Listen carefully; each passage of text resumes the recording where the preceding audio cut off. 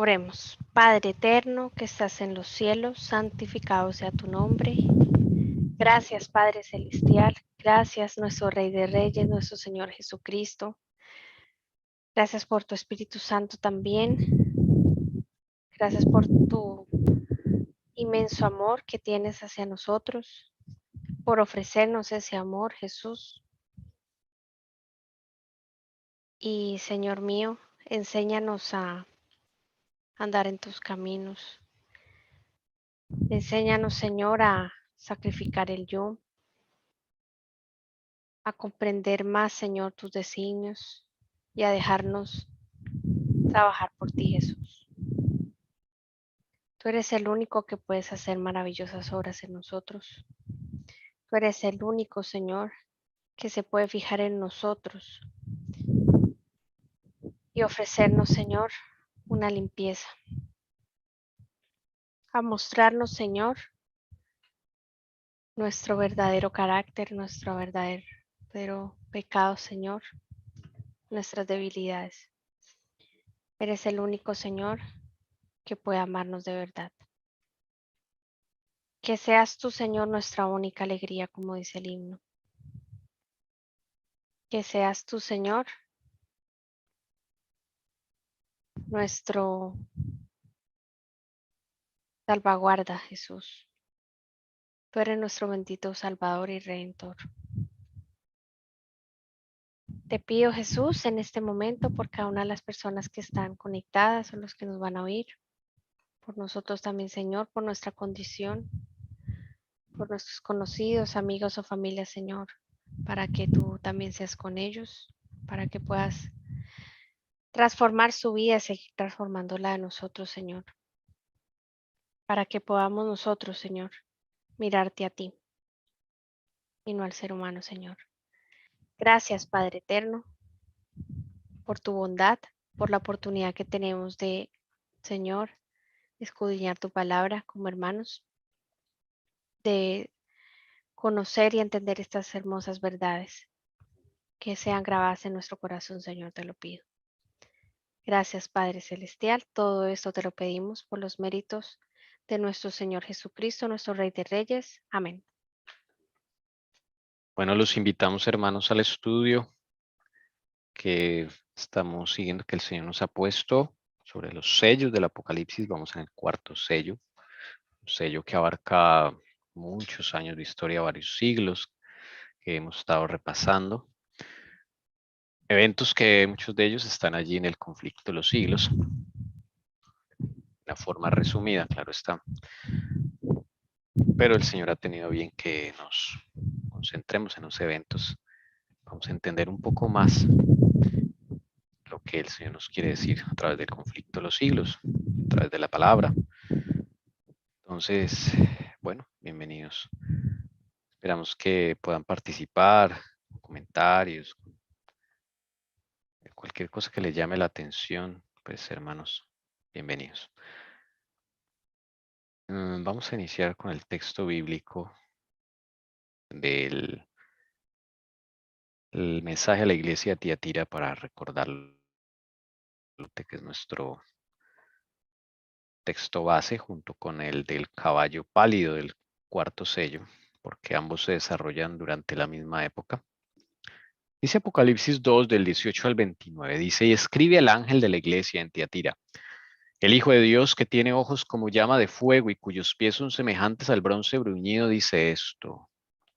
De Tiatira dice, yo conozco tus obras, tu amor, tu fe, tu servicio y tu perseverancia, y que tus obras recientes son mayores que las primeras. Pero tengo esto contra ti, que toleras a esa mujer Jezabel, que se dice ser profetisa y enseña y seduce a mis siervos a que cometan actos inmorales y coman cosas sacrificadas a los ídolos. Le he dado tiempo para arrepentirse y no quiere arrepentirse de su inmoralidad. Mira, la postraré en cama y a los que cometen adulterio con ella los arrojaré en gran tribulación si no se arrepienten de las obras de ella. Y a sus hijos mataré con pestilencia y todas las iglesias sabrán que yo soy el que escudriña las mentes y los corazones. Y os daré a cada uno según vuestras obras. Pero a vosotros, a los demás que están en Tiatira, cuantos no tienen esta doctrina, que no han conocido las cosas profundas de Satanás, como ellos la llaman, os digo, no os impongo otra carga. No obstante, lo que tenéis, retenerlo hasta que yo venga, y al vencedor, al que guarda mis obras hasta el fin, le daré autoridad sobre las naciones y las regirá con vara de hierro. Como los vasos del alfarero son hechos pedazos, como yo también he recibido autoridad de mi Padre, y le daré el lucero de la mañana. Al que tiene oído, oiga lo que el Espíritu dice a las iglesias. Hoy nos vamos a concentrar en estas obras, las obras del pueblo de Dios durante la Edad Media. Ya hemos visto la obra de los valdenses. Vamos a extenderla en casos específicos. Vamos a ver lo que predicaron, lo que nosotros no entendemos la magnitud de lo que pasó en ese momento. Cada vez que estudiamos un poco más, vamos como abriendo el abanico, el espectro de esa verdadera historia. Tus obras, tu amor, tu fe, tu servicio y tu perseverancia y tus obras recientes son mayores que las primeras. Entonces, en esto nos vamos a concentrar en esta mañana, si el Señor lo permite. Mapa de Europa, como siempre, hay que saber en dónde estamos ubicados. Mapa de Europa. Estamos ubicados, entonces la historia se desarrolla aquí porque aquí es donde está el pueblo de Dios, en toda esta región de lo que hoy llamamos Europa, parte de Asia, Oriente Próximo y África, todo eso. Entonces, color verde, el Sacro Imperio Romano Germánico, como lo hacía el Imperio del Papa. ¿Okay? El color naranja, el Imperio Bizantino. El Imperio Bizantino, color naranja. Color ocre, de acá abajo, de los sarracenos y turcos, todos los musulmanes, ¿okay? Que como langostas conquistaron mucha tierra, así como le dice la quinta trompeta del Apocalipsis. Y el color amarillo, que es lo demás, que son tribus, que posteriormente van a dar origen a los países como Rusia, como bueno, varios países allí. Los del norte, Noruega, Suecia, Finlandia, todos esos países. Y bien, esos eran digamos así está dividido el mundo en esta época del siglo XI, XII. Vamos a ver entonces cómo sigue, cómo se desarrolla el pueblo de Dios en este escenario, como mientras el Papa está ya conquistando el mundo, el pueblo de Dios silenciosamente trabaja. Bien, entonces vamos a empezar con la lectura, hermana Paola, del Imperio Eclesiástico del hermano A.T. Jones, página 463, párrafo 2. En el Imperio de Oriente existía un pueblo cristiano llamado Pauliciano, que ocupaba allí una posición que corresponde exactamente a la de los valdenses en Occidente. Su origen es un poco oscuro y se ha arrojado un misterio adicional sobre él, pero un examen justo e imparcial del asunto no deja lugar a dudas de que los paulicianos son el remanente que escapó de la apostasía de la Iglesia de Oriente. Al igual que los valdenses, son el remanente salvado de la apostasía de la Iglesia de Occidente. También se ha puesto en duda sus opiniones religiosas. Se les ha pintado como una confederación de maniqueos. Al igual que a los valdenses se les tachó de sinagoga de herejes. Pero en el primer caso, como en el segundo, un examen de la cuestión nos satisface de que estas imputaciones no tenían fundamento eficiente.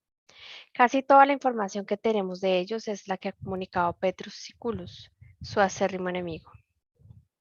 Él los vistió, él los visitó cuando estaban en su condición más floreciente, y el relato que ha dado de sus distinguidas doctrinas prueba suficientemente que los paulicianos habían rechazado los principales errores de la Iglesia griega y romana, pero no demuestra que hubieran abrazado las doctrinas de Manes, o que fueran justamente susceptibles de ser llamados maniqueos.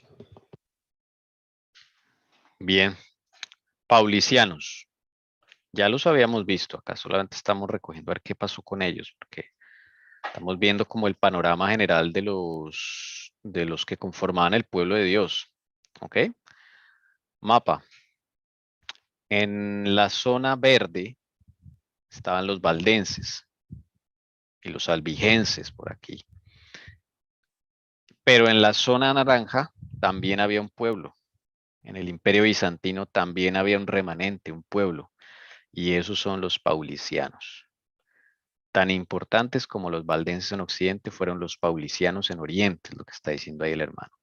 Entonces, ellos tienen las mismas características de los valdenses en cuanto a doctrina, en cuanto a costumbres, y eso es muy bonito ver cómo dos pueblos tan distantes geográficamente están tan cerca espiritualmente, porque es Cristo mismo el que lo está conduciendo, es un mismo espíritu. Entonces, esto prueba la mano de Dios con su pueblo, no solamente en Occidente, parte verde, sino también en Oriente, parte naranja, porque al fin y al cabo en Oriente fue donde se inició el cristianismo. Acá en lo que hoy es Turquía, ahí fueron los discípulos llamados cristianos por primera vez en una ciudad llamada Antioquía. Entonces, hermanos, estamos aquí viendo que el pueblo de Dios se movió durante toda la Edad Media, ya sea en Occidente como en Oriente. ¿Listo? Entonces, eso es claro. Se llamaban paulicianos. ¿Por qué lo llamaban paulicianos? Porque se les asoció con las epístolas de Pablo. Muchos de sus conversos conocieron la escritura por las epístolas de Pablo. Ellos no contaban con, no quiere decir que no creyeran en el Antiguo Testamento, ¿no? Ellos creían en todo, igual que los valdenses, pero digamos que se fijaron es en las doctrinas o en lo que escribió Pablo por aquello de los errores que estaban sucediendo en la Iglesia Católica de Oriente, que son los famosos ortodoxos de hoy día, ¿ok? Que ellos también estaban en apostasía. Y los paulicianos son los que empezaron a denunciar esta apostasía, ¿ok? Yo Sí, quisiera señor. solo dejar una anotación ahí que me llama la atención, que yo digo, ese imperio romano pues se divide en dos y sucede todo este tipo de cosas, pero a pesar de eso el Señor también distribuye en dos grupos su pueblo, ¿no? Para que la luz no se pierda. Dos testigos.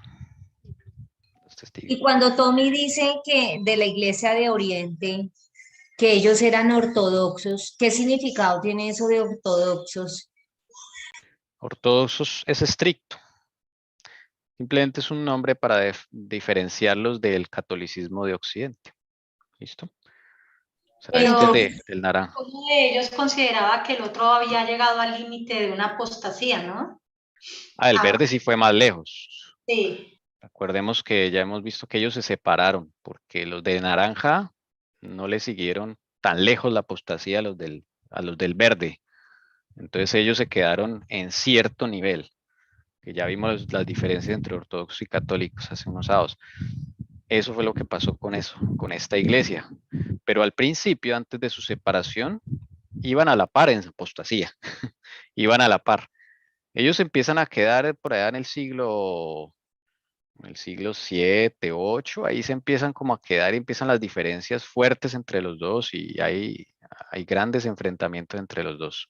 Todo por la supremacía del obispo de Roma, obviamente, entre Pero otras cosas. ellos también heredaron ciertas cosas, pero no todas, ¿no? Y entonces es curioso que llamemos dentro de este pueblo, uno apostata, llega más lejos, el otro no. O sea, ahí también hay dos grupos.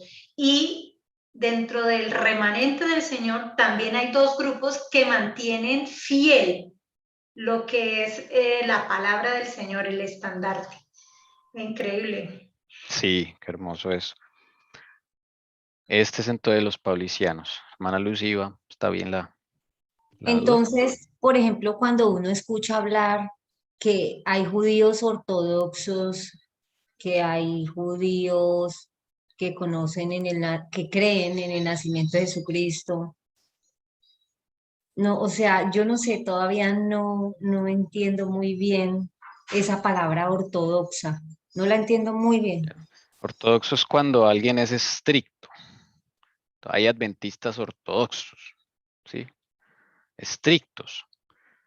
Siempre están sujetos a la ley. Podríamos decir los llamados conservadores.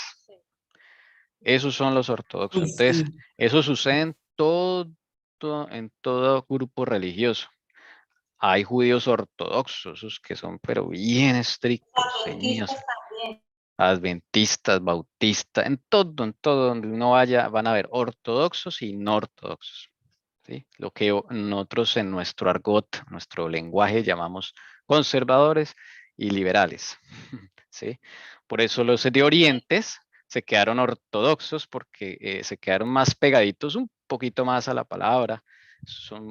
No la abandonaron del todo como hicieron los de Occidente.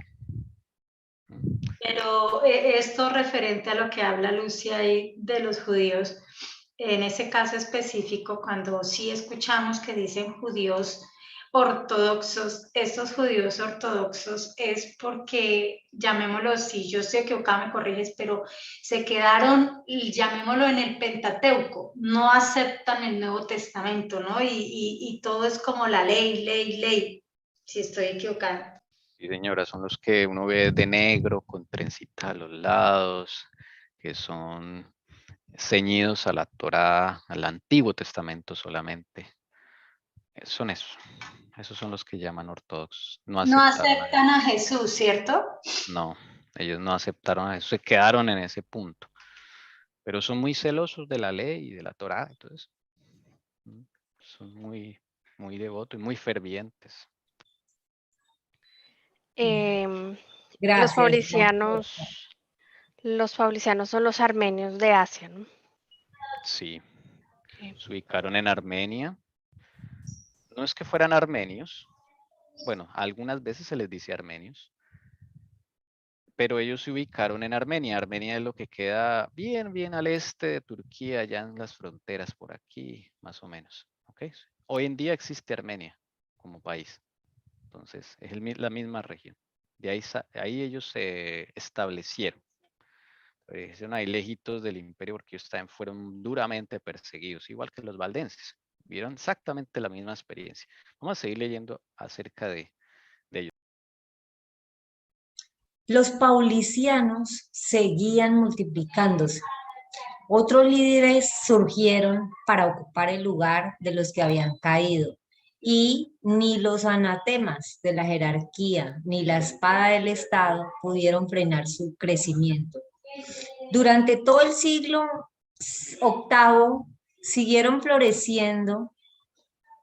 El culto a las imágenes era ahora la superstición de moda en la Iglesia de Oriente, y los paulicianos se hicieron aún más odiosos para las autoridades griegas, laicas y clericales por la enérgica oposición que ofrecieron a esa idolatría de la que los griegos eran los grandes defensores y patrocinadores.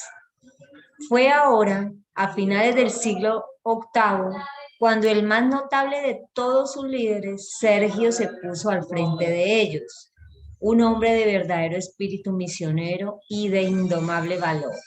Durante 34 años y en el curso de innumerables viajes, predicó el Evangelio de Oriente a Occidente y convirtió a un gran número de sus compatriotas. El resultado fue una persecución más terrible que continuó durante los sucesivos reinados. En esta obra destacan el emperador León, el patriarca Nicéforo y sobre todo la emperatriz Teodora. Bien, siglo XVIII florece. Hubo tres líderes de los paulicianos. Hubo tres líderes famosos de los paulicianos. Uno que se llamó Constantino, otro que se llamó Simeón y otro que se llamó Sergio. Sergio es como el más conocido. ¿Ok? Y desde luego, Sergio murió en la persecución. Simeón también. Y este Sergio también. ¿Ok? Entonces, los perseguidores de esa época, el emperador bizantino León. ¿Ok? El patriarca Nicéforo. Recuerden que allá en Oriente no se les dice obispos, sino patriarcas. ¿Ok? La iglesia de Oriente. Y la emperatriz Teodora. Esta señora sí fue muy mala. Es otra Jezabel. ¿Ok? Ella era la esposa del emperador Teófilo, si no estoy mal, de el imperio bizantino. Recuerden que acá no estamos con papas, acá estamos con patriarcas, con emperadores bizantinos, ¿no? No nos perdamos. Cuando dicen griegos, se refiere a la iglesia, al imperio bizantino. ¿Okay? Los griegos, porque a todo mundo hablaba griego. ¿Ok?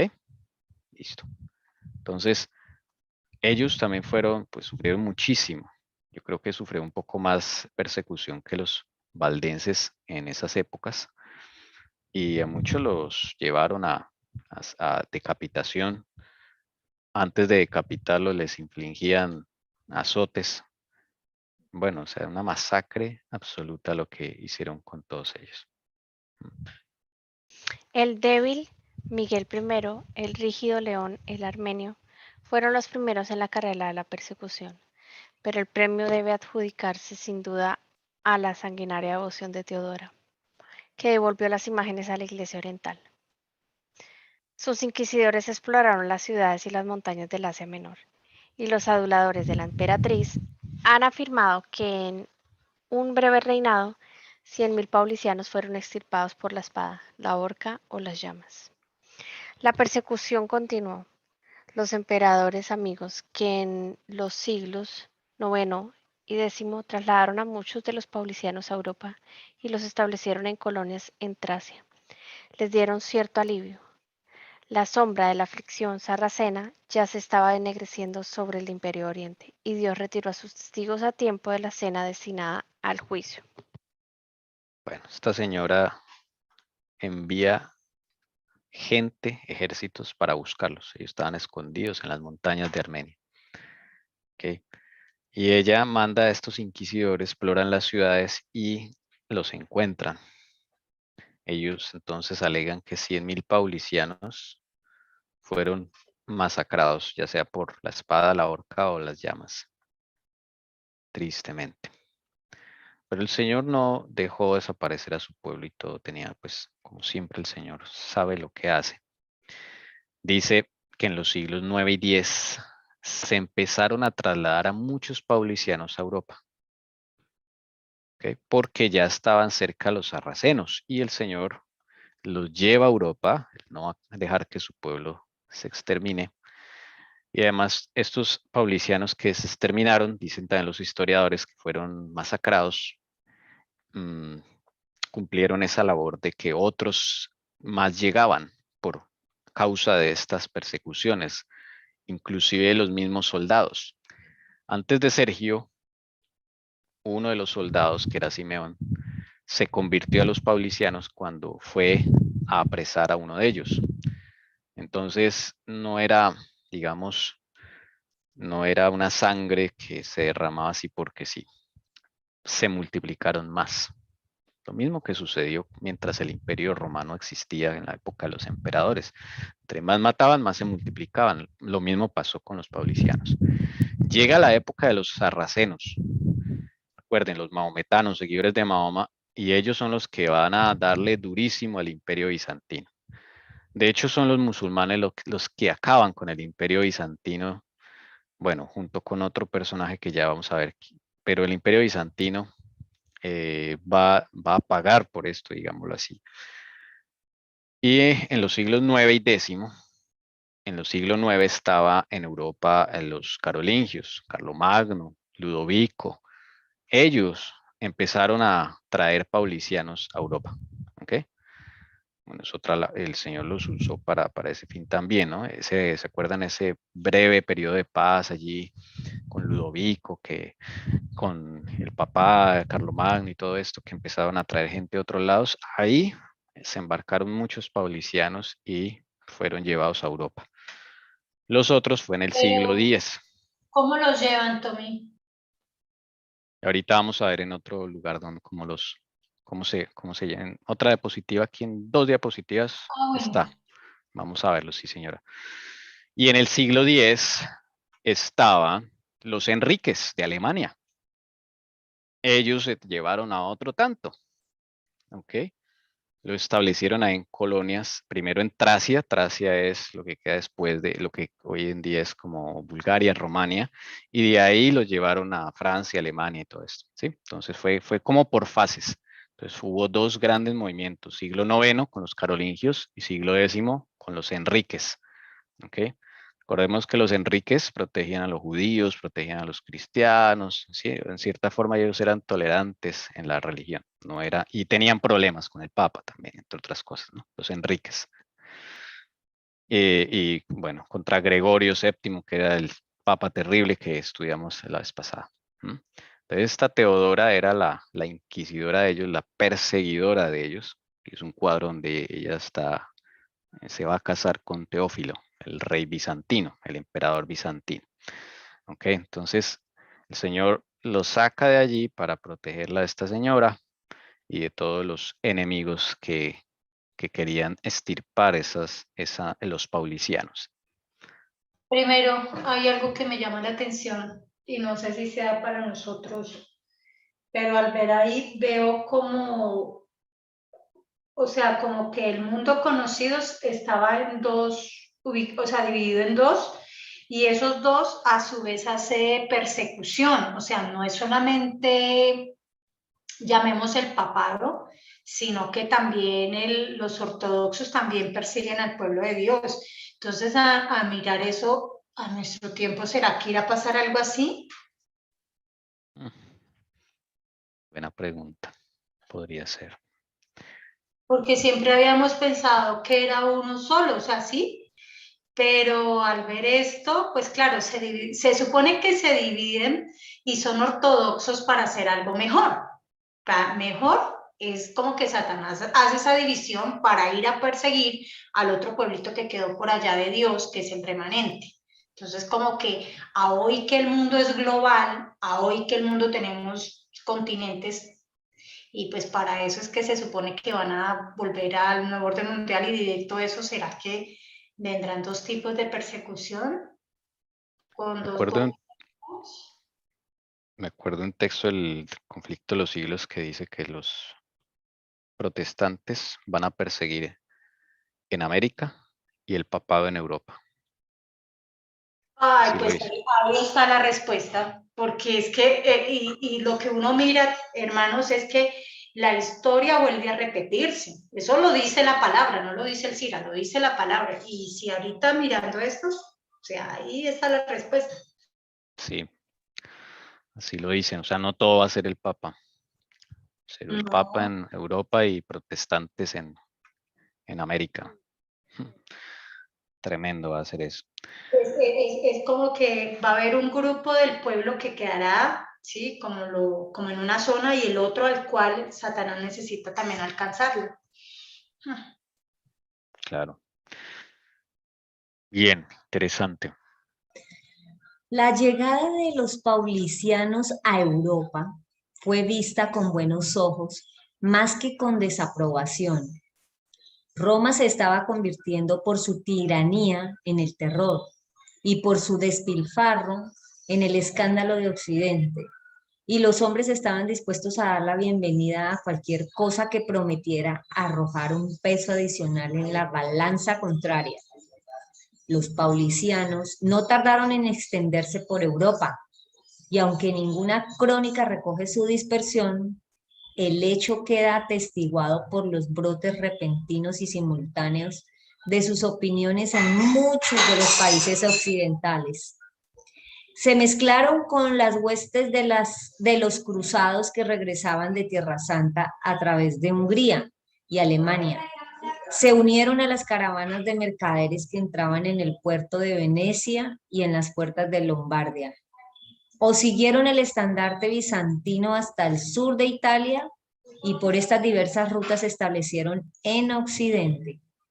Se incorporaron a los cuerpos preexistentes de opositores y a partir de este momento se vio que una nueva vida animaba los esfuerzos de los valdenses del Piamonte, los albigenses del sur de Francia y de otros que en otras partes de Europa, revueltos por las crecientes supersticiones, habían comenzado a volver sobre sus pasos hacia las fuentes primigenias de la verdad.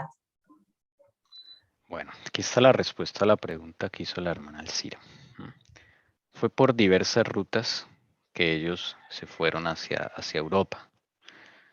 Una cosa interesante es que, ¿se acuerdan de la primera cruzada? Cuando van a Jerusalén y bueno, Sí. Pero ¿la acaban primera oficial o la no oficial? la oficial, la que logran conquistar Jerusalén. Sí, porque la otra fue que fueron detrás de los judíos. Eso, exactamente. La oficial, entonces oficial, ellos llegan a Tierra Santa y allá se queda un grupo, pero otro se devuelve a Europa a través de Hungría. Dice acá que se mezclaron con esos que regresaban de Tierra Santa. ¿Ok? Esa es una ruta que encontraron. Qué interesante eso. Se mezclaron ahí con ellos en esas caravanas y llegaron con los cruzados. Nadie se dio cuenta. Como llegaban llenos, o sea, llegaban ya cansados de la guerra, mal, heridos y todo. Yo hasta creo que ellos ahí ayudaron a curar enfermos y todo, porque ellos se volvieron muy mal, los cruzados, tremendo eso. Otros aprovecharon a la potente flota naval veneciana, que eran los dueños de los mares en esa época. Venecia queda por acá, mire, acá donde dice Venecia, ahí queda, al nororiente de Italia. Ellos dominaban todo este mar. Acá saliendo al Mediterráneo, ellos tenían tierras en el Imperio Bizantino, mayormente islas. Y a través de sus barcos, ellos se movieron a Europa, llegaron hasta el norte de Italia. ¿Ok? Entonces, esa es otra ruta que ellos tuvieron para irse de allí y llegar hasta Europa. Entonces, ¿Puedo hacer Venecia. una pregunta o algo que se me ocurre? Mirando esos dos grupos, es que eso me ha quedado como pensando. Y el papado, uno se pone a mirar a hoy, heredó casi todo lo de Egipto. ¿Será que el otro heredó muchas cosas de Babilonia? Bizantinos. Bueno, pues ahí Que sí. ahí confluye mucho, digamos, simbología, religiones, político, todo se confluyó ahí, es como las líneas confluyen ahí de lo que a hoy hemos heredado. Sí. Bueno, hay que recordar que Egipto también perteneció al Imperio Bizantino y después fue quitado por los maometanos, ¿no? Pusieron califato y por eso Egipto se volvió musulmán también a la vez. Hay una mezcla grande en Egipto. Probablemente Egipto pues influyó en tanto en Occidente como en Oriente, ¿no? Es como que era necesaria, eran las fichas del enemigo. Sí. Y el Imperio Bizantino, desde luego, por su cercanía acá con el Éufrates y toda esta parte de lo que sigue al Oriente, pues tuvo también interacción con Babilonia. Y que ahí ellos también es cuando deben llegar a Venecia también, que eso después se hablará, pero es lo que Dios me ha mostrado. Okay, gracias. Bien, y la otra ruta por el sur de Italia. Como el Imperio Bizantino tenía unas poquitas tierras en Italia, estas de color naranja al sur, ellos se movieron de acá poco a poco, saltaron a Grecia y de Grecia acá a la puntica, la bota itálica y de ahí se fueron metiendo, internando más en Europa. Entonces esa fue la otra ruta. 3 rutas vemos acá, 3 rutas. Entonces fueron esas diversas rutas que ellos establecieron en Occidente. ¿Pero a dónde fueron a parar todos? Por disposición divina, pues se fueron a unir con los valdenses. Okay, aquí se encuentran los dos. Y los albingenses del sur de Francia. Ahí quedan los dos. Pero Tommy, yo sé que ahí no lo tienes, pero ahí, digamos, del estudio que he hecho, también increíble se empieza a mover el pueblo judío, ¿no? O sea, empiezan a llegar a Europa. Sí, la misma forma los judíos también. Sí, ese es otro Otro tema. éxodo, sí, de los judíos. Pero fue similar. Por la persecución ellos van saliendo, se van moviendo, van estableciéndose en ciertos lugares, ¿no? Y lo Pues que ahí curioso, se evidencia, perdóneme, pero yo digo, ahí se evidencia el odio del enemigo hacia el pueblo, o sea, judío, sí, o sea, el pueblo del Señor, es un odio impresionante. Y cómo los empieza a acorralar y ellos empiezan y Dios lo permite, ¿no? Que se muevan para empezar a llevar el evangelio y pues que los judíos sean lo que sean, sostuvieron siempre ha sido eso, se les ha conocido por la ley, el estandarte, eso lo han tenido levantado siempre. sí, la Torá, ¿verdad? Los paulicianos de Occidente recibieron varios nombres, pero el más conocido es el de cátaros, los puros. En su conocimiento de las escrituras, su vida cristiana pura y su celo misionero no fueron superados ni siquiera por los valdenses. Eran en su mayoría gente sencilla, campesinos y mecánicos laboriosos, que sentían los males que les rodeaban y daban la bienvenida a cualquier cambio. Los teólogos que los combatían los ridiculizaban como tontos e ignorantes, y en Francia se les conocía popularmente como texerant, tejedores. Debido a la prevalencia de la herejía entre los tejedores, cuya monótona ocupación sin duda les daba amplias oportunidades para pensar, podrían parecer rudos e ignorantes para la mayoría, pero tenían teólogos expertos como maestros y una extensa literatura popular que ha perecido por completo, salvando una versión cátara del Nuevo Testamento en romance y un libro de rituales. Su familiaridad con las escrituras está avalada por la advertencia de Lucas, obispo de Tuy, de que el cristiano debe temer su conversación como si fuera una tempestad, a menos que alguien sea profundamente experto en la ley de Dios, de modo que pueda vencerlos en los argumentos. Bueno, ojo con esta palabra cátaros.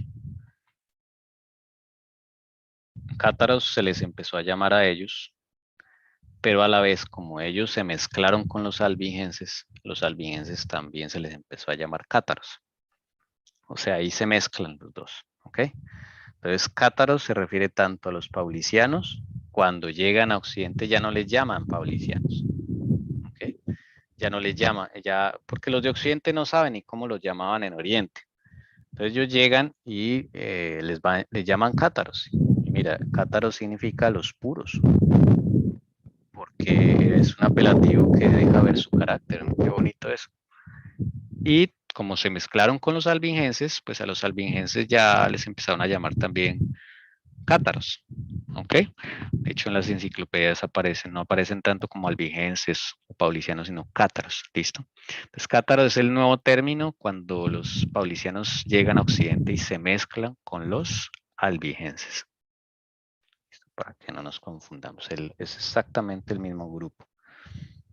Bien. En la paz y en la guerra conversaban libremente con extranjeros y nativos. Sus opiniones se propagaban silenciosamente en Roma, Milán y los reinos más allá de los Alpes. Pronto se descubrió que muchos miles de católicos de todos los rangos y de ambos sexos habían abrazado la herejía maniquea, y las llamas que consumieron a 12 canónigos de Orleans fueron el primer acto y señal de persecución. Los búlgaros, otro nombre para los paulicianos, un nombre tan inocente en su origen, tan odioso en su aplicación, extendieron sus ramas sobre la paz de Europa. Una confesión de culto sencillo y de modales intachables es arrancada a sus enemigos, y tan alto era su nivel de perfección que crecientes congregaciones se dividieron en dos clases de discípulos, de los que practicaban y de los que aspiraban.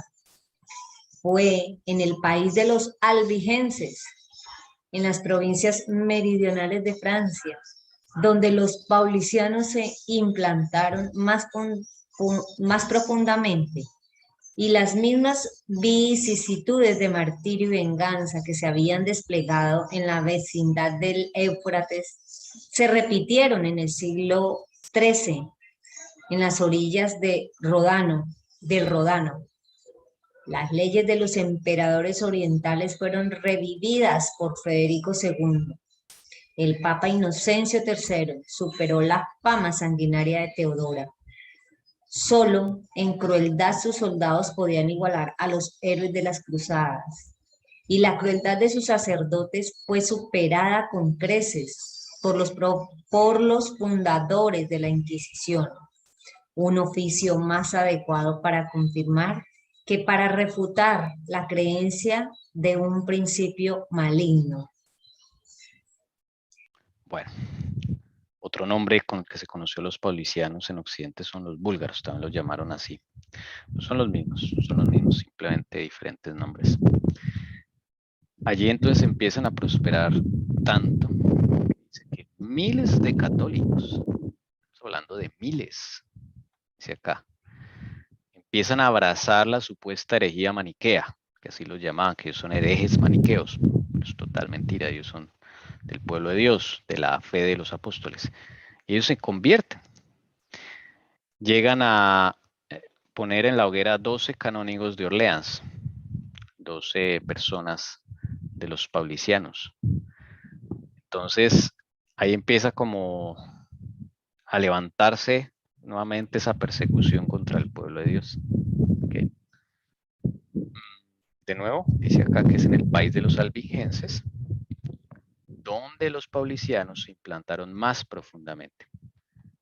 Estamos hablando del sur de Francia. Más adelante vamos a ver un mapita por aquí que nos va a ilustrar dónde está.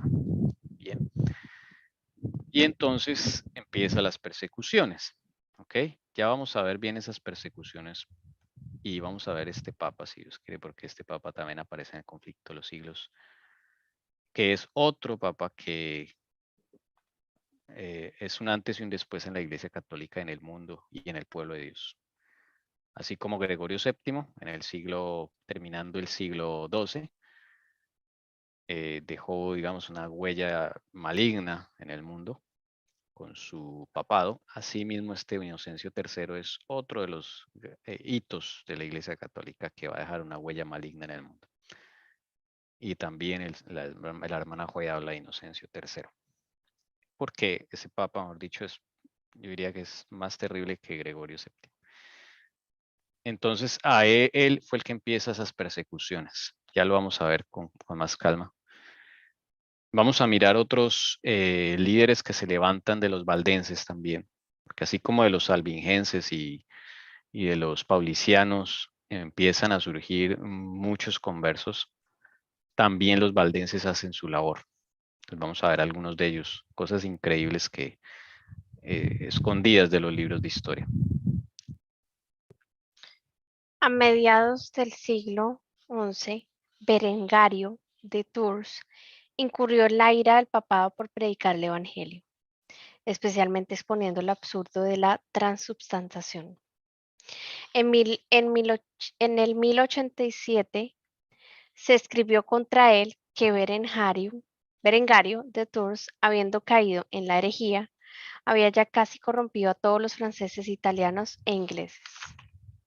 Fue acusado por el arzobispo de Canterbury no solo de haberse opuesto a la transubstanciación, sino de ser culpable de todas las herejías de los valdenses y de sostener con ellos que la iglesia se quedaba solo con ellos y que Roma era la congregación de los impíos y la sede de Satanás.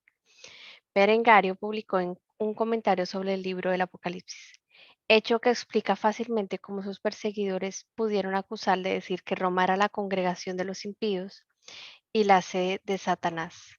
Murió en 1088. O sea que él pudo ubicar en el Apocalipsis quién era el papado. Publicó un comentario entero sobre el Apocalipsis.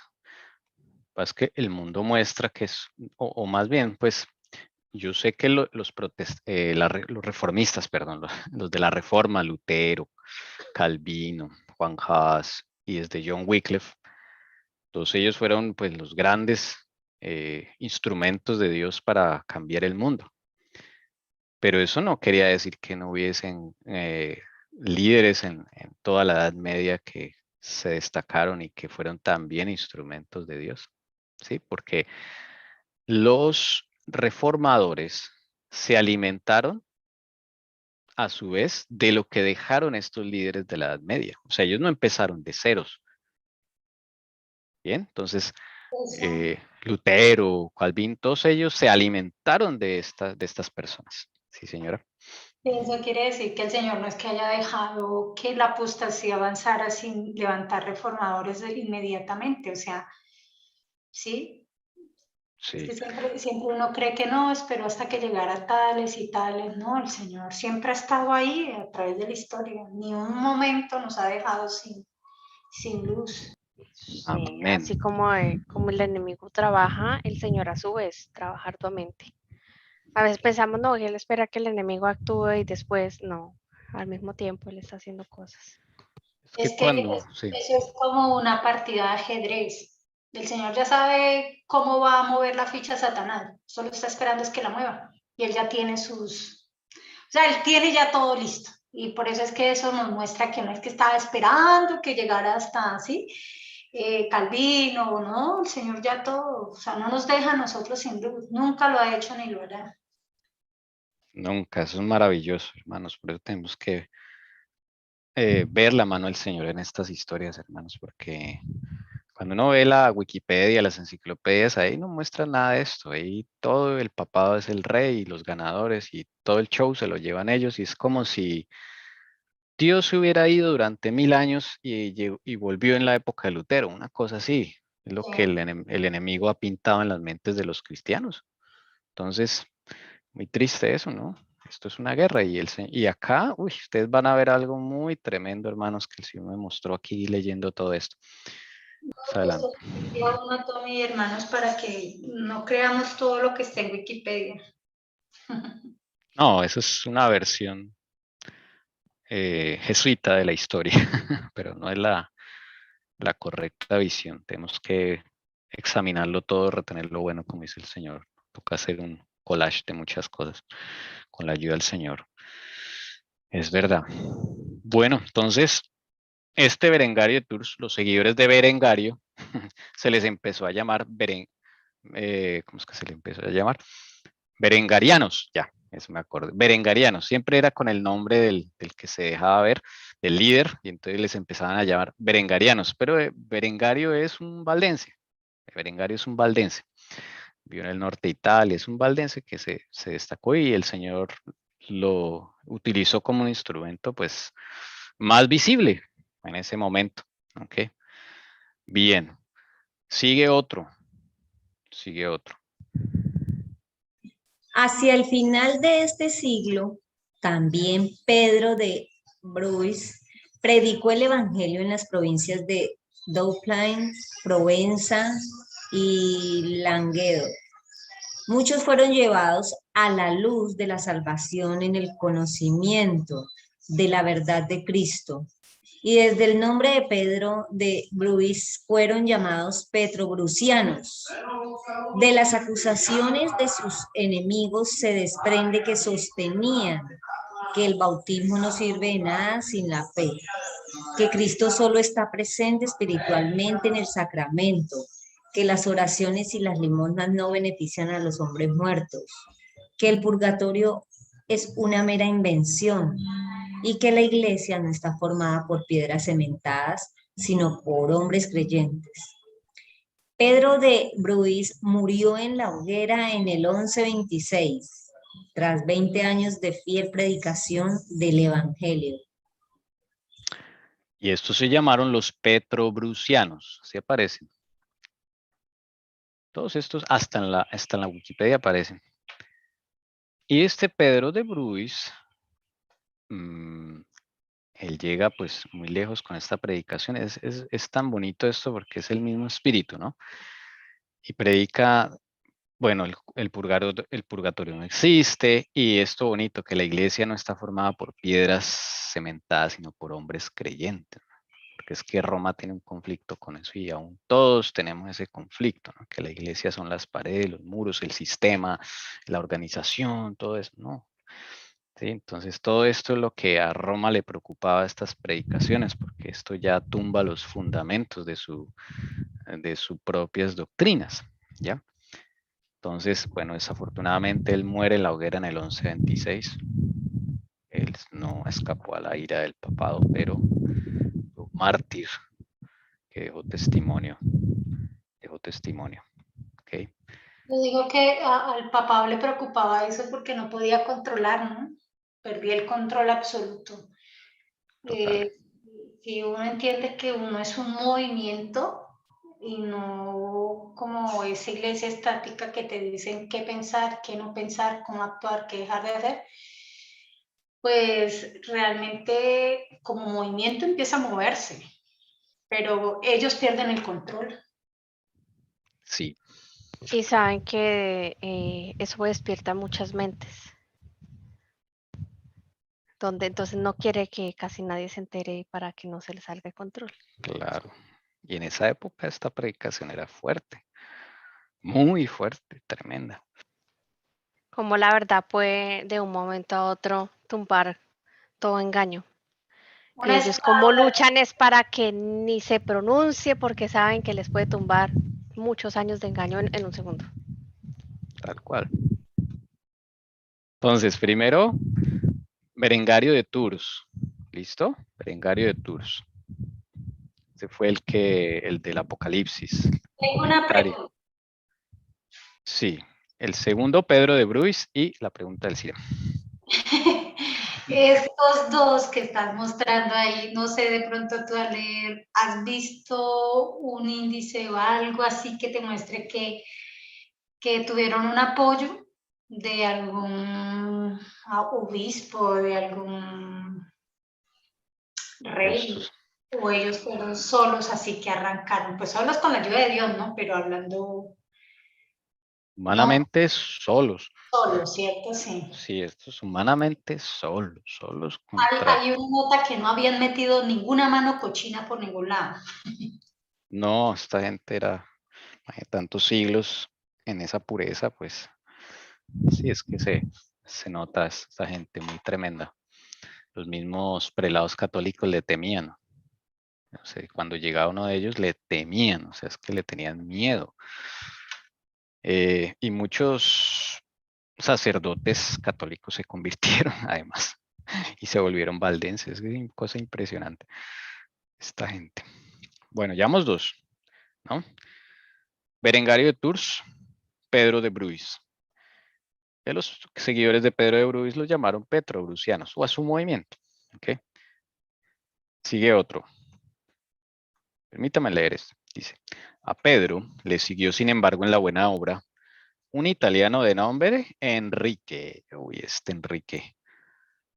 A ver, este es otro famoso en el reino de los cielos.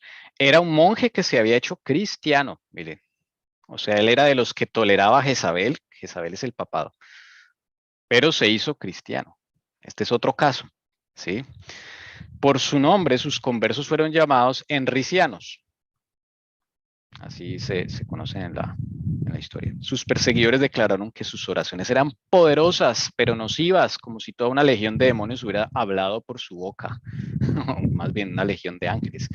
Desde luego, desde el punto de vista católico, para ellos eran demonios los que hablaban, ¿no? San Bernardo escribió sobre él al conde de Toulouse. Miren cómo le escribe. ¿Cuántos desórdenes oímos cada día que Enrique comete en la iglesia de Dios? O sea, en la iglesia católica para ellos.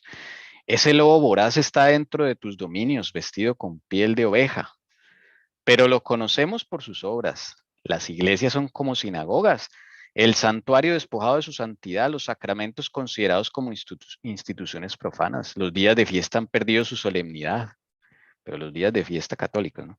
Los hombres crecen en el pecado y cada día las almas son llevadas ante el terrible tribunal de Cristo sin ser antes reconciliadas y fortificadas por la Santa Comunión. Desde luego ya no hacían comunión ni nada de eso. Al rechazar los cristianos el bautismo, se les niega la vida de Jesucristo, que ya no se bautizaban bebés. En el 1148, Enrique fue apresado y procesado ante el Papa Eugenio III en un concilio en Reims, donde fue condenado y encarcelado y no se sabe nada más de él. Ahí está. Ojo con este Toulouse, Francia. Una ciudad totalmente, casi que totalmente valdense, albigense, perdón. Toulouse, una ciudad casi que totalmente albigense y cátara o pauliciana. ¿Listo? Eso sucedió durante El muchos años apellido de aquí en Toulouse. Enrique. Este Enrique, no lo sé, Elcira, pero a ver si Bueno, aquí está. por acá, no, Enrique no lo sé, no, es que no hay ni foto, sí, muy Lo poquito sobre. desaparecieron. Sí, es que es muy poquito lo que hay, esto es por misericordia del Señor que sabemos de estas personas, si no ellos lo hubieran. Espera, a mí algo me Sí, llama la atención de acá, que le decían que era el que alborotaba, ¿no? sí, eso es. Y eso mismo lo vemos creo que fue Acaz que le dijo a Elías que si era él el que alborotaba a Israel. Entonces ahí uno se da cuenta que es lo mismo, ¿no? O sea, que venía con el Espíritu de Dios y los que andan mal, pues hablan casi igualito. Sí, es verdad. Sí, eres tú el que perturba a Israel, acá, a Eso, Elías. Israel, Elías, sí. Y acá prácticamente, pues con otras palabras, estaban todos consternados al verlo, ¿no? Y así como acusaron a Jesús que hablaba por Belcebú, aquí le estaban diciendo que esas oraciones eran satánicas. Sí, de demonios, no, terribles. No, pues tenían un poder impresionante. El mismo San Bernardo se expresaba así de él, ¿no? Escribió al conde de Toulouse, pero lo que no sabía San Bernardo es que el conde de Toulouse también comulgaba con ellos. O sea, eso fue en secreto mantenido muchos años. La nobleza de Toulouse era albigense. Eso más adelante lo vamos a ver. Bien, Inmediatamente después de Enrique llegó Arnaldo de Brescia. También él era un monje que se había hecho cristiano, profundamente convencido de que los males de la cristiandad provenían de la mundanalidad del cuerpo eclesiástico. Enseñó que la iglesia no debía poseer bienes temporales ni jurisdicción y que debía limitarse rígidamente a su función espiritual. De virtud austera y dominante, irreprochable en su vida negada, formado en todo el saber de las escuelas y dotado de una rara elocuencia persuasiva, se convirtió en el terror de la jerarquía. O sea, esa jerarquía era la de Lea. no, Dado la que... del papado. Lea es un historiador. Está Ah, lo que ya, está entre comillas que estás leyendo lo escribió Lea. Lo está ok, referenciando el hermano Jones. ok. Dado que el papado, tal y como era entonces, consistía en la unión de la Iglesia y el Estado, es fácil entender cómo una enseñanza, cómo esta sería el terror de la jerarquía, porque donde quiera que prevaleciera, solo significaría la aniquilación del papado. Perdón, entonces en todo escrito donde veamos así quiere decir que eso es del escritor. De un escrito, un historiador. Este es Lea. Ok, historiador. Ujú. Normalmente hay un guioncito y que el Ya. hermano Jones todo lo documenta. O sea, si él sacó de un Bien, libro, él dice de dónde lo sacó y todo eso. Bien. muy Entonces, bien. Arnaldo de Brescia, y ahí le tienen su estatua hoy en día. En Brescia, en pleno Italia, allá está su estatua del hereje, porque así dice en la Wikipedia que fue un hereje. Este Arnaldo de Brescia predica una cosa increíble para la época, que es la separación de iglesia y Estado. Acá dice, enseñó que la iglesia no debía poseer bienes temporales ni jurisdicción y que debía limitarse rígidamente a su función espiritual, como debe ser, al César lo que es del César y a Dios lo que es de Dios. Desde luego esto tumba y aniquilaría el papado. Este hombre empieza con eso y miren lo que provoca. El obispo de Brescia se quejó de Arnaldo ante el Papa Inocencio II. El Papa convocó un concilio y citó a Arnaldo para que compareciera allí. Arnaldo acudió al Papa y su consejo Arnaldo acudió. El Papa y su consejo condenaron la predicación de Arnaldo y le impusieron la pena de silencio. Arnaldo no quiso guardar silencio y en el 1140 un concilio celebrado en Sens lo condenó a prisión y decretó que sus escritos fueran quemados. Esta sentencia fue aprobada por Inocencio II, pero antes de que se pudiera dar efecto a este decreto del concilio del Papa, Arnaldo había abandonado Italia, cruzando los Alpes y deteniéndose en Zurich. donde predicó y sembró semillas de la verdad del Evangelio entre un pueblo valiente y sencillo que se empapó y retuvo durante mucho tiempo el color de sus opiniones y su arte o su mérito. Sedujo al obispo de Constanza e incluso alegaba al papa que olvidaron por él el interés de su señor y de su orden. Este fue tremendo. Sedujo a un obispo con la enseñanza. Y al legado del Papa, que es un legado. Alguien que mandan para espiarte y para a ver si te pueden coger en la trampa y matarte, mandarte a la hoguera. Ese es un legado. Los legados son los que después se van a llamar inquisidores cuando sale la Inquisición, el oficio de la Inquisición. Entonces, siempre que veamos la palabra legado del Papa es al matón que mandan, que es un monje acá, ¿sí? Que mandan allá para mirar a ver cómo lo cogen y le dan muerte por sus enseñanzas. Pero hasta el legado se convirtió. Inocencio II era el papa que lo perseguía y se logró escapar. Arnaldo se fue a Italia, cruzó los Alpes y se estableció en Zúrich, en el Zúrich actual de hoy, que es Suiza. ¿Okay? Allí pues predicó, sembró las semillas de la verdad y por eso siglos después Zúrich y todo Suiza es como una tierra de refugio para los reformadores, para escapar de la persecución. Zúrich. ¿Listo?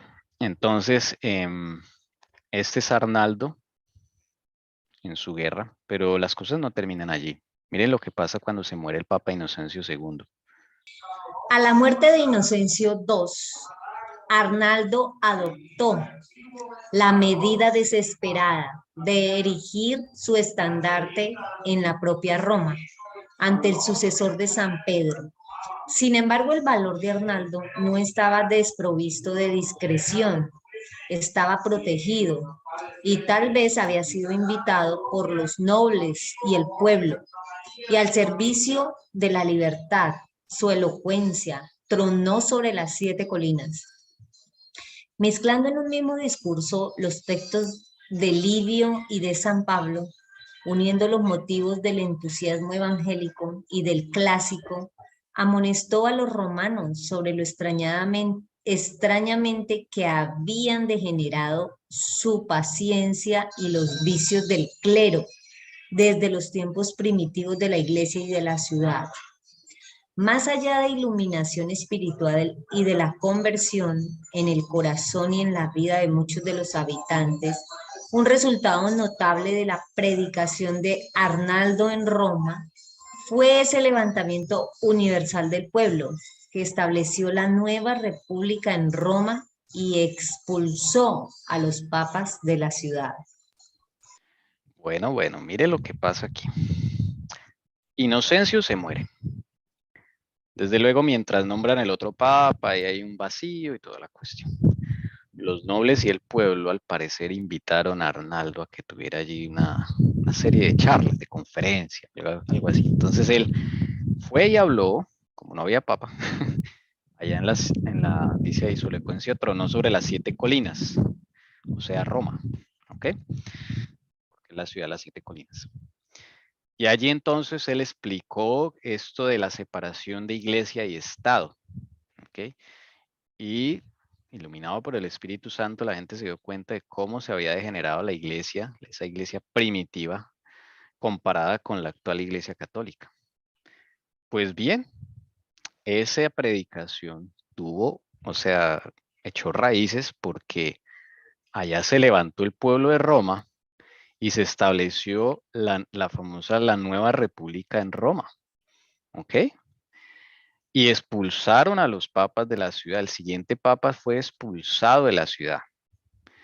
Esto es bien interesante, importante saberlo, porque esta república que duró poquito, sí, esta nueva república romana fue producto de las enseñanzas de Arnaldo, ¿ok? De separación de iglesia y Estado.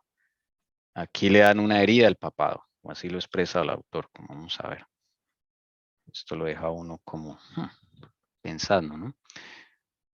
En el año 1143, la ciudad de Roma se declaró república. Se eligió un patricio y se restauró el Senado. En marzo del 1144, esta república declaró la separación de la Iglesia y el Estado y notificó al Papa Lucio II que reconocerían su autoridad y se someterían a ella en las cosas espirituales, pero solo en las espirituales. Declararon que el Papa y el clero debían concentrarse a partir de ese momento con los diezmos y las oblaciones del pueblo, porque todas las temporalidades, las regalías y los derechos de soberanía recaían ahora en el poder temporal conferido al patricio de la República. El Papa Lucio, a la cabeza de los nobles armados, intentó aplastar la nueva República de Roma y en un intento de asalto a la capital recibió una herida mortal y murió el 25 de febrero del 1145. Son momentos donde el papado estaba temblando literalmente por todo esto que estaba sucediendo. Imagínense, sacan a los papas de allá, año 1143. Establecen el Senado. Imagínense, ¿sabe cuánto tiempo que el Senado ni existía allá en Roma? Se eligió un patricio, como un alcalde, ¿ok? A un gobernador de la ciudad de Roma. Y le dijo al Papa II que lo reconocían, pero solamente en las cosas espirituales. O sea, hubo separación de iglesia y Estado por primera vez en la historia en Roma. ¿Ok? Y le dice, ustedes solamente deben estar en las cosas espirituales. Y que solamente se contenten pues con los diezmos y las cosas que les dé el pueblo por su propia voluntad. Les quitaron ese poder de regalías, de soberanía.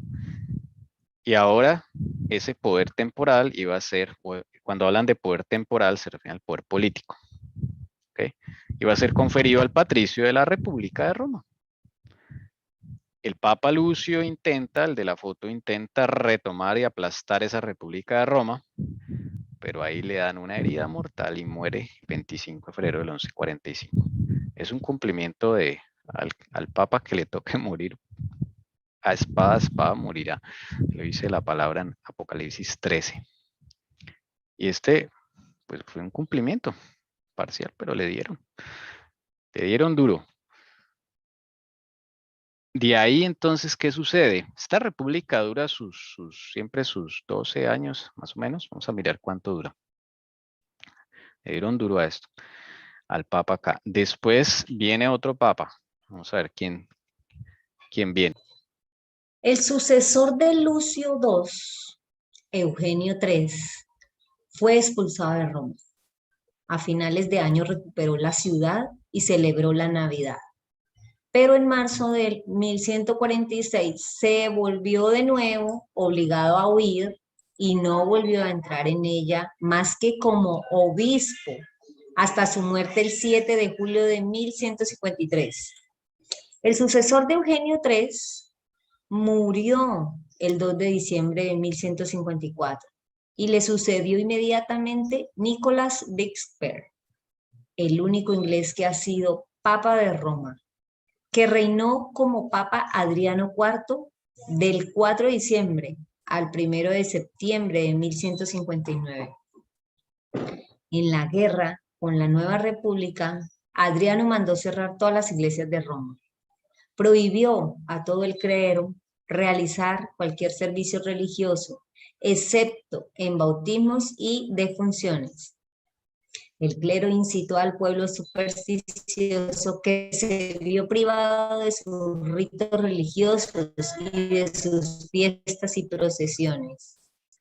La Pascua estaba cerca y la perspectiva de que no se celebrara esa gran fiesta papal era insoportable para el pueblo. Clamaban por la restauración de su religión. Así el clero y el pueblo obligaron al Senado a ceder. Adriano no admitía condiciones más bajas que la abrogación de las instituciones republicanas y el destierro de los líderes. La república llegó a su fin, marzo de 1155. Bueno, tremenda historia. A Eugenio III, después de Lucio, también lo sacan de la ciudad para afuera. ¿Ok? Él recuperó la ciudad un poquito, pero después lo lograron sacar otra vez y le tocó huir. y no pudo volver a entrar más que como un simple obispo hasta el 1153.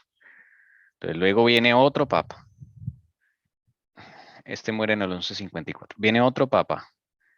Este es Nicolás Breakspere, el único papa de origen inglés. Este papa también fue tremendo porque él dice, bueno, no quieren iglesia, pues no van a tener iglesia. Él jugó mucho con esto, este papa. Fue el que puso los interdictos, llamados interdictos. Cuando una ciudad estaba en interdicto, es que no se celebraban ni misas, ni procesiones, nada. Y como en esa época, la única, digámoslo así, la única entretenimiento para la gente era la iglesia, esto fue duro de afrontar, ¿sí? Tal vez ahorita nos dicen, no, pues no va a haber iglesia. Bueno, nosotros nos afectaría, ¿no? Pero para la mayoría de la gente, pues, digamos, no le afecta. Pero en esa época, a ver, en esa época no habían teatros, cines, bares, no, nada de esas cosas.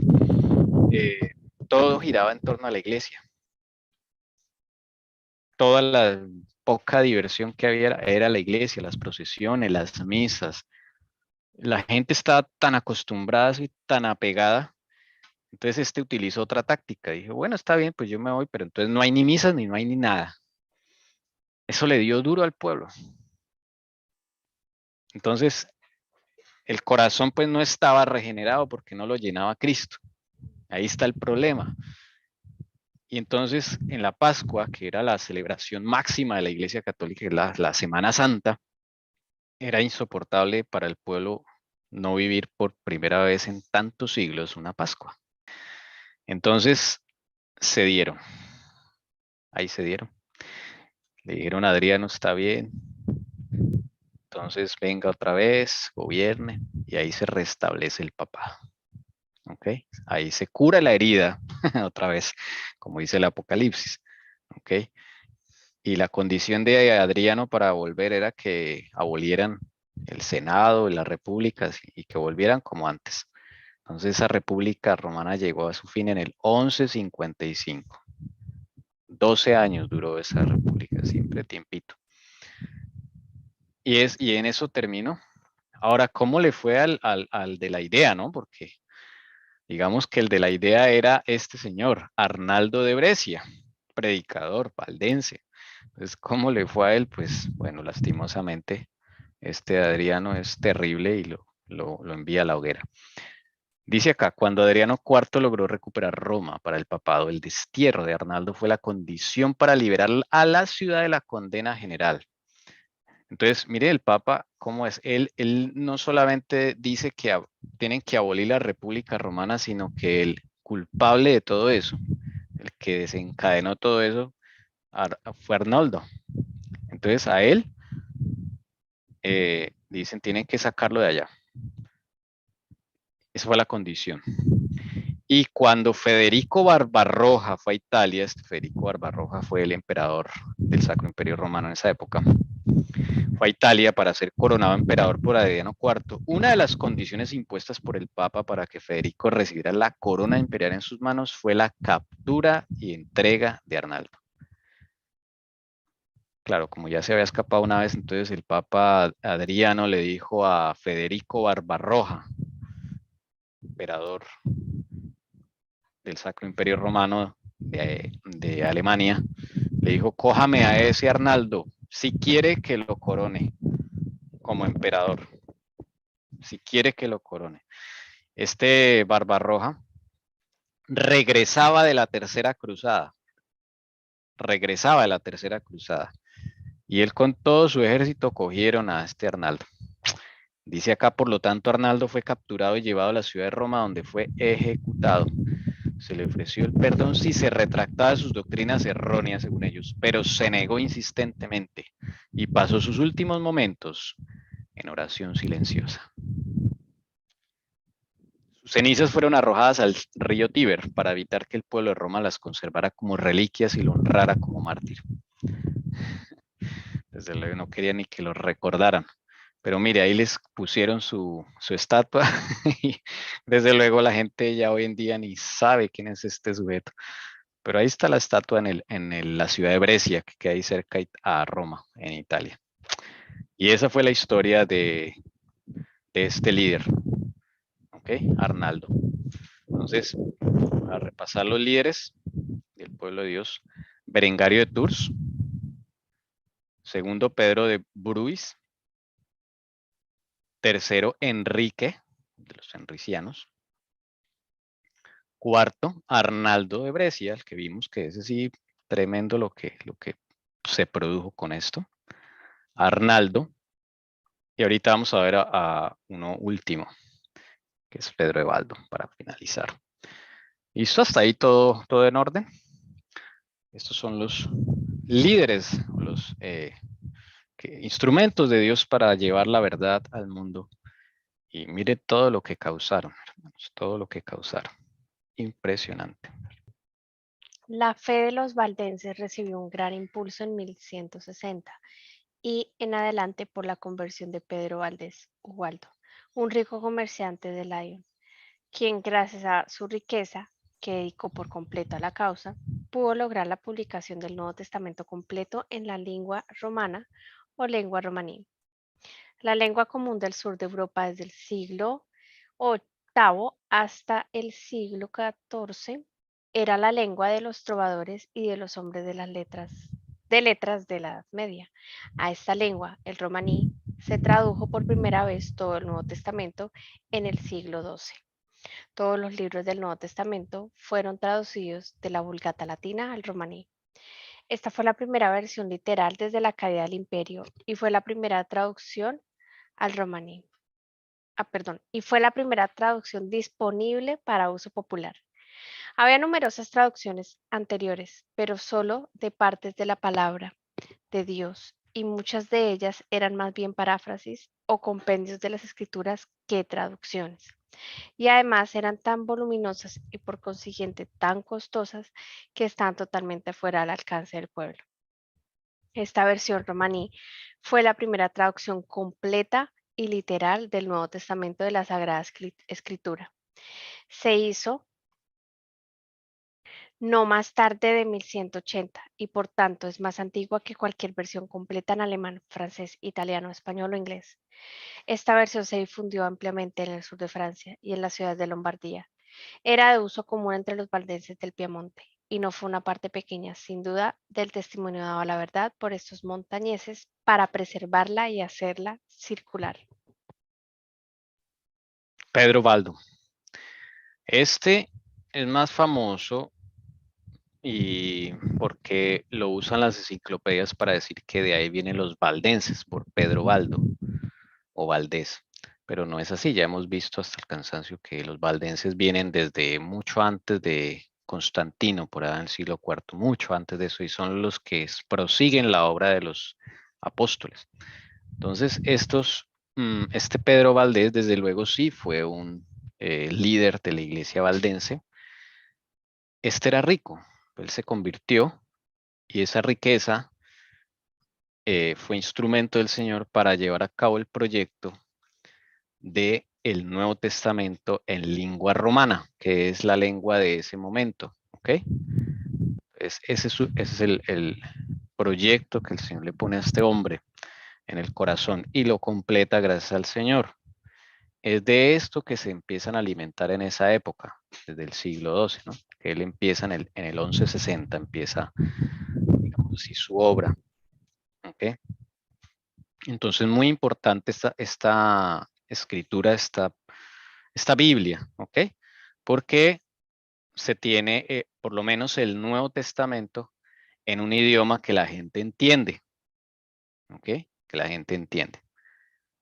Entonces es muy importante digamos, la obra de este hombre porque es la forma en que los valdenses y todo el pueblo tiene acceso a las Sagradas Escrituras, por lo menos el Nuevo Testamento, ¿ok? Bien. Y eso es antes de que existieran los reformadores y la Biblia de Wycliffe en inglés y todo esto. Entonces, esta Biblia fue muy útil, ¿ok? Peter Waldo fue un estudiante tan diligente de las Escrituras que se aprendió de memoria todo el Nuevo Testamento. Gracias a este conocimiento de la palabra de Dios, llegó a la convicción de que en ninguna parte se observaba la vida apostólica tal como la ordenaba Cristo. Dedicándose a predicar el Evangelio por las calles y por los caminos, surgieron a su alrededor imitadores, admiradores de ambos sexos, a los que envió como misioneros a los pueblos vecinos. Entraban en las casas y anunciaban el Evangelio a sus habitantes. Predicaban en las iglesias, discutían en los lugares públicos y en todas partes se encontraban oyentes ávidos, pues como hemos visto, la negligencia y la indolencia del clero habían convertido la función de la predicación en un deber casi olvidado. De acuerdo con la moda de la época, adoptaron rápidamente una forma peculiar de vestir, que incluía, a imitación de los apóstoles, una sandalia con una especie de placa sobre ella, de donde adquirieron el nombre de Shoet, Insabati o Saptati, aunque el apelativo que se otorgaron a sí mismos fue el de Lipure de Loi, u hombres pobres de Lyon. Ese fue Pedro Baldo. De aquí podemos extraer es la gran predicación que se hizo con ese Nuevo Testamento. ¿Ok? Fue una predicación muy fuerte por calles, caminos y desde luego levanta mucho movimiento esto. Se vistieron de cierta forma, con sandalias y esto. Entonces, como que contrastaban con la moda de esa época.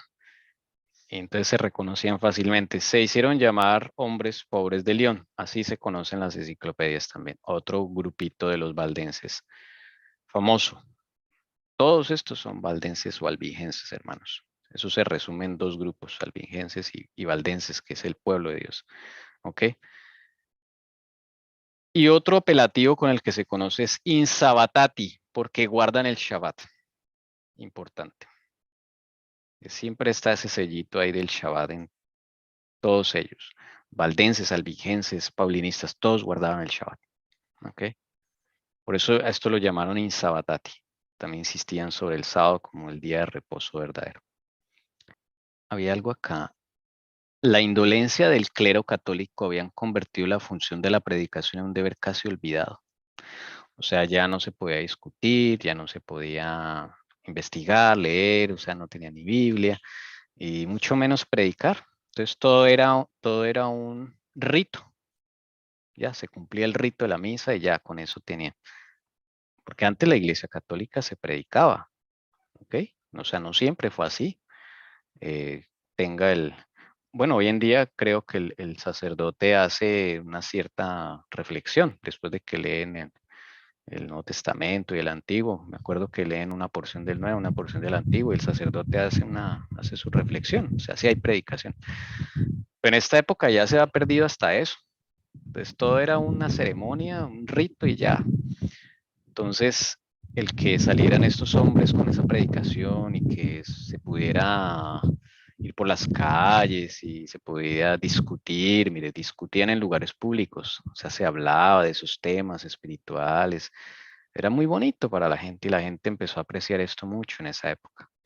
Mientras el Papa estaba ya ocupado con las cruzadas y toda esa cosa, pues aquí el Señor estaba trabajando en Europa y muchos se han convertido.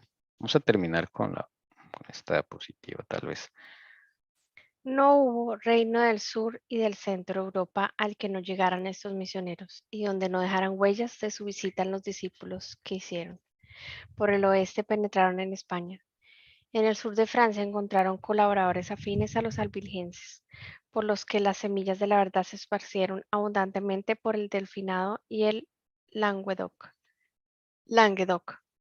En el este, descendiendo por el Rin y el Danubio, impregnaron Alemania, Bohemia y Polonia con sus doctrinas, quedando su huella marcada por los edificios de culto y las hogueras de martirio que surgieron a su paso. Ni siquiera temían entrar en la ciudad de las 7 colinas, Roma, esparciendo la semilla en un suelo poco propicio, por si acaso algo de ella echaba raíces y crecía.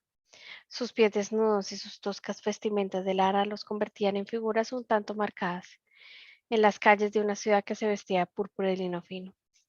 Y cuando se descubría su verdadero cometido, como ocurría a veces, los gobernantes de la cristiandad se encargaban de fomentar a su manera el brote de la semilla, regándola con la sangre de los hombres que la habían plantado. Muchos de ellos fueron perseguidos y masacrados, ¿ok? Entonces no fue fácil tampoco para ellos, pero siguieron adelante. Hasta Roma entraron, ¿ok? Y predicaron allá, increíble. Países que tocaron: Alemania, Bohemia, que es al este de Alemania, y Polonia. Ya existía allí como nación, ¿ok? Sur de Francia. Se encontraron con los albigenses. Y España. Gran influencia, estos seguidores de Pedro Baldo, los pobres de León.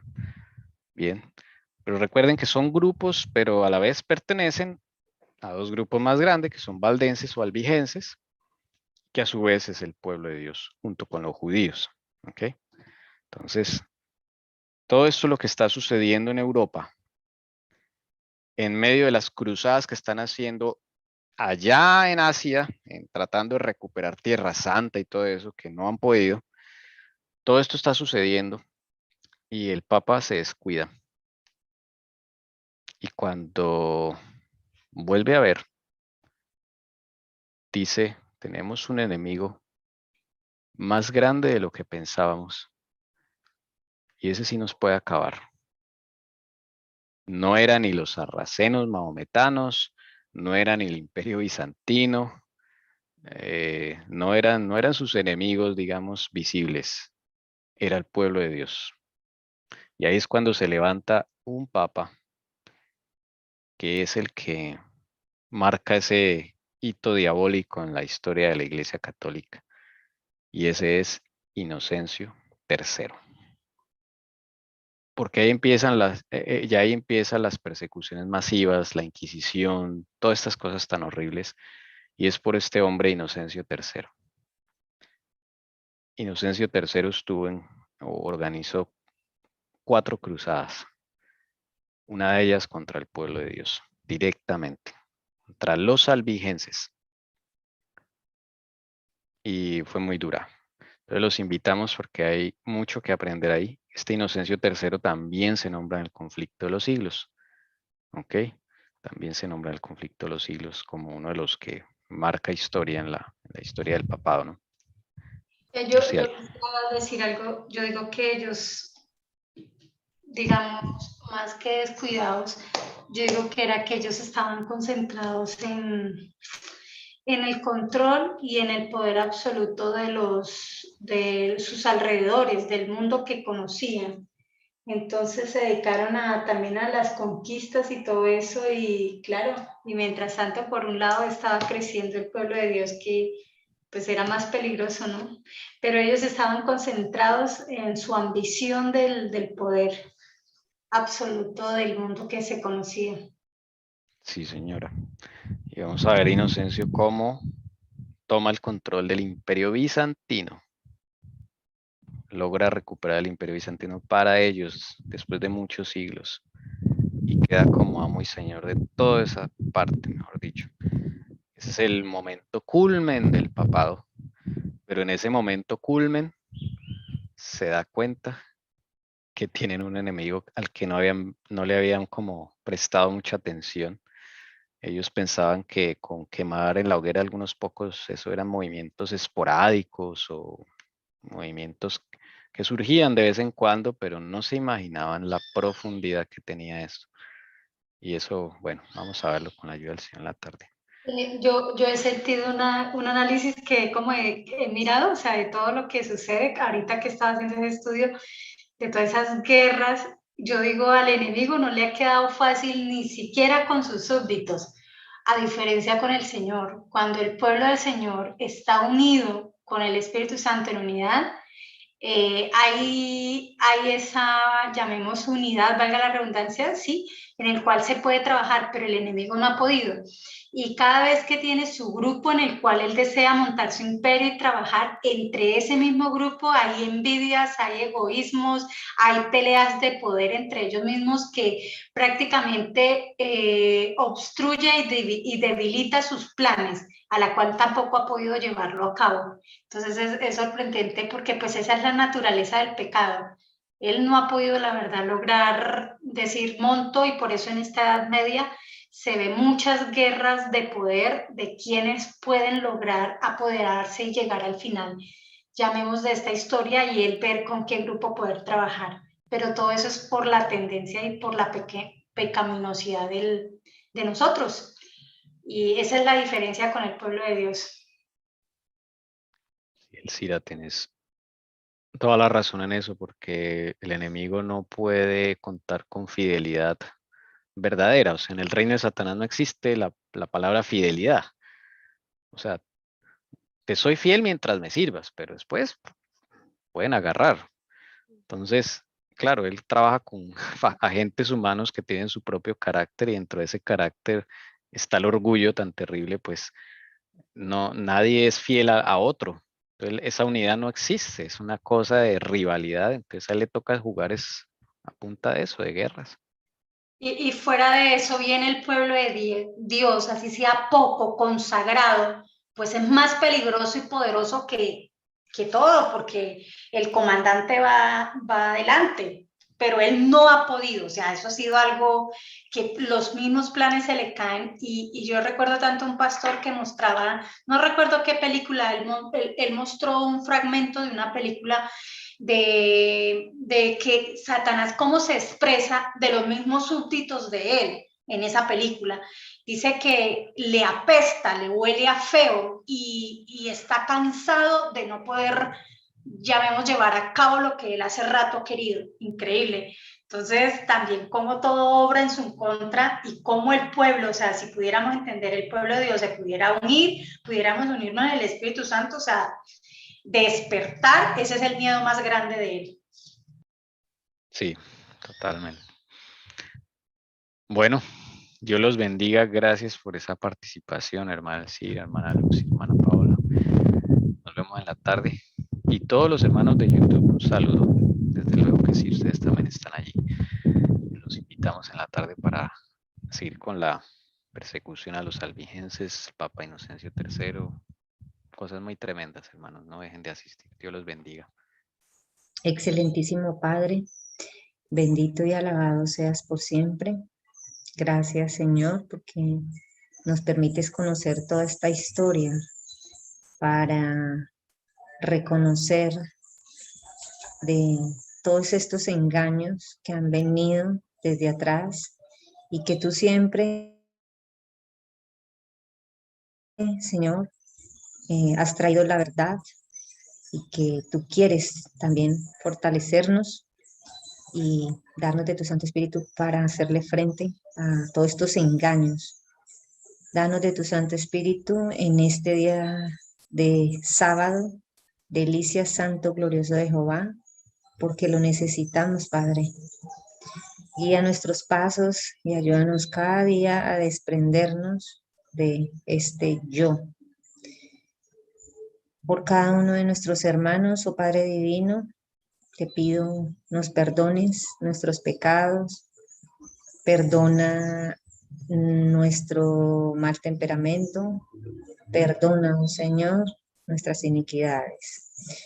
Tu palabra, hay una promesa muy grande, Ezequiel 36, donde dice que esparciré agua limpia sobre vosotros y los limpiaré de todas vuestras iniquidades. Asimismo, Señor, quita todos nuestros ídolos de cada hijo tuyo en todo el mundo entero y de los que estamos reunidos en estos momentos. Danos un corazón nuevo, Señor.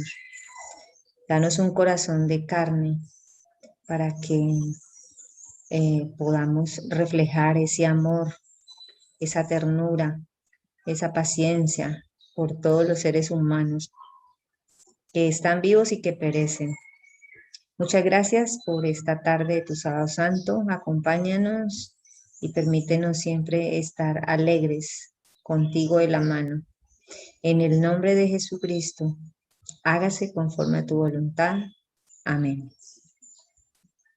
Amén. Amén. Amén. Amén.